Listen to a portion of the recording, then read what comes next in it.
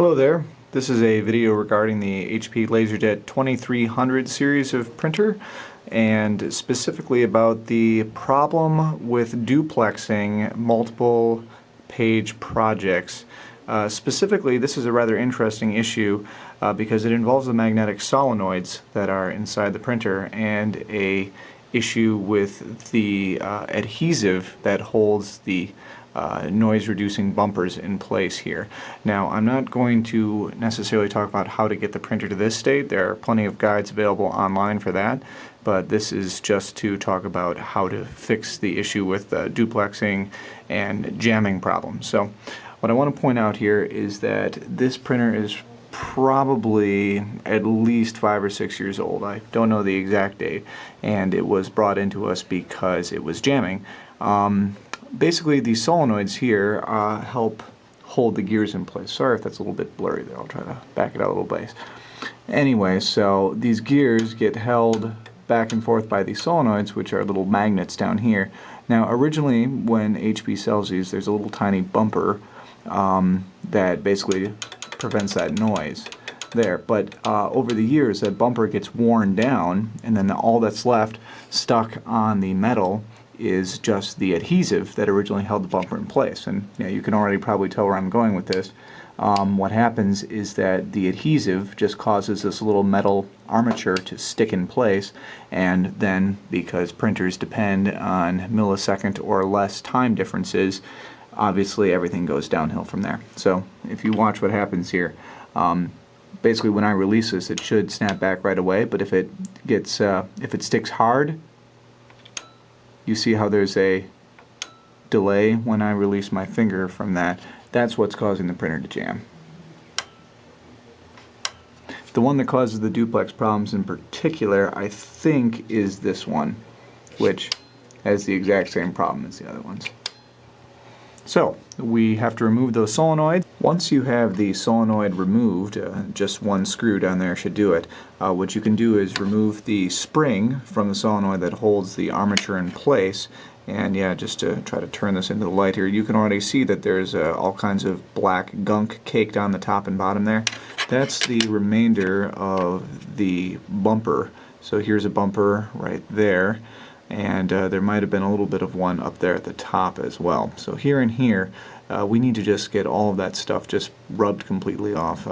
You can replace it with something, maybe wrap some string or some sort of non-adhesive method, but really, for a printer this old, I'm just going to choose to leave it completely uncovered. It might make a little bit more noise, but at least we can be assured that this problem isn't going to happen in the future. So we go find some rubbing alcohol and a tissue and go to work on it.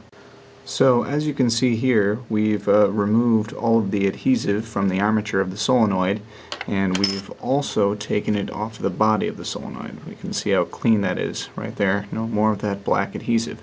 Now, while I was doing this, I looked online, and it seems that, contrary to what I said previously, what we do want to do is actually take some kind of piece of plastic or some sort of magnetic resisting stuff and just stick it back on the place where the adhesive used to be. The reason for that is that a lot of times people just clean that off like I was planning on doing, and they don't replace it, and then there's a problem with residual magnetism from the solenoid. So it fires, it causes the metal to still be slightly magnetic, and then you have the same jamming and timing issues because, once again, all it takes is a microsecond of delay and then the printer will jam. So what I'm going to do is I'm just going to stick a little piece of tape back onto there, and I probably can't do that while I'm holding the camera, so I'll just demonstrate again when it's back. Now, as you can see, that's what it looks like with my little gray piece of electrical tape stuck on there.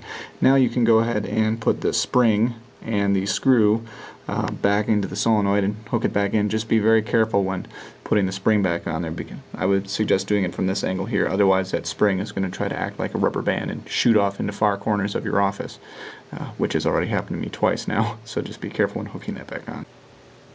Now, even though it doesn't have to be done, I've also removed the tray 1 and tray 2 solenoids as well to prepare to clean them. Yeah, you can see how much crud is on there. Try to zoom in a little bit. Yeah, that brown patch there, that's what is on all the solenoids, and that's what you need to remove because it gets really sticky with use. It doesn't feel as bad as the duplexer one was. But yep, that is the main cause of the sticking issue. So we'll get those cleaned off and hopefully things will work. Once you've taken care of the other two solenoids for tray 1 and tray 2, right before you put it back on, go on and give it a try. You should be able to press on the armature really hard and still not have it stick at all. So that should mean that, of course, the adhesive, thanks to the little electrical tape I put on there, it's not going to pose a problem, and we're not going to have any issues with residual magnetism either. By the way, if anybody knows where this part goes to, I think it fell off of the network card box at some point, so I don't think it's anything important, but if you know where it goes, please let me know. Thanks.